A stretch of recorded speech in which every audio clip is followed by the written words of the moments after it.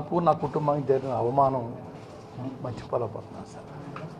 నా కొడుకుని కొట్టుకుంటూ తీసుకెళ్ళటం, నా భార్య లేకవే అని రెక్కట్టు లాగటం అండి, నా కోడల్ని కొడితే దిక్కెవరే నీకు, ఈ మాటలో తట్టుకోలేకపోతున్నాను సార్.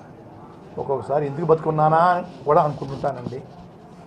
వాళ్ళకి శిక్షలు పడే వరకు కూడా మా బతుకుండాలా అని కూడా ఆలోచనతో బతుకుతున్నాను సార్.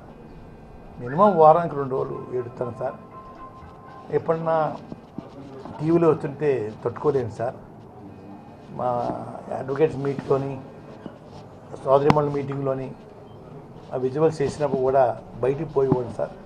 చూస్తే ఉండలేను సార్. మా బాధ అది సార్. భగవంతుడు ఉంటే శిక్ష పడద్దని చూస్తూ ఉన్నాను సార్. సార్ ప్రభుత్వం ఇన్ని రకాలుగా మేము ఈసీటీ భయపెట్టినా ఇంకా మీరు ఏదో సాధ్యం వెనకాల ఏంటి?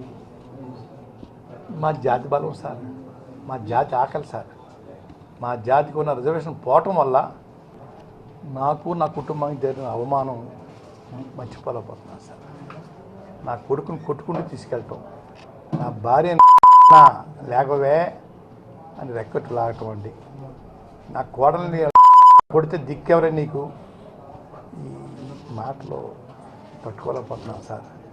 ఒక్కొక్కసారి ఎందుకు బతుకున్నానా కూడా అనుకుంటుంటానండి. వాళ్ళకి శిక్షలు పడే వరకు కూడా మా బతుకుండాలా అని కూడా ఆలోచనతో బతుకుతున్నాను సార్. మినిమం వారానికి 2 రోజులు ఏడుస్తాను సార్. ఎప్పుడన్నా టీవీలో వస్తుంటే తట్టుకోలేను సార్. మా అడ్వకేట్స్ మీట్లోని సోదరిమణుల మీటింగ్లోని ఆ విజువల్స్ చేసినప్పుడు కూడా బయటికి పోయేవాడు సార్. చూస్తే ఉండలేను సార్.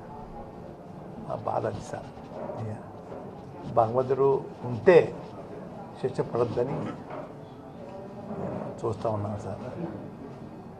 సార్ ప్రభుత్వం ఇన్ని రకాలుగా మేము ఈసీటీ భయపెట్టినా ఇంకా మీరు ఏదో సాధ్యం వెనకాల ఏంటి?